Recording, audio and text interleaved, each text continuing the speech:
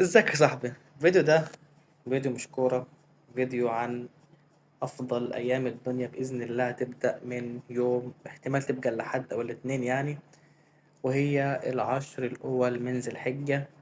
فنشد الرحال كده العشرة الأوائل. بص، قرآن وأذكار. بص، كل حاجة أي خير تقدر تعمله في العشر في العشر أيام دول أو التسعة أيام، عشان اليوم العاشر هيبقى العيد. بص يعني كل خير تقدر تعمل عمله، يعني مش هقدر أقول أكتر من كده.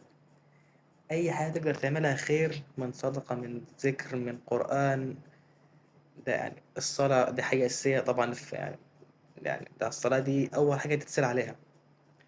فنشد الرحال كده بإذن الله، وربنا يكرمنا كده ويجزينا خير. فات الفيديو، صلى على النبي. سلام.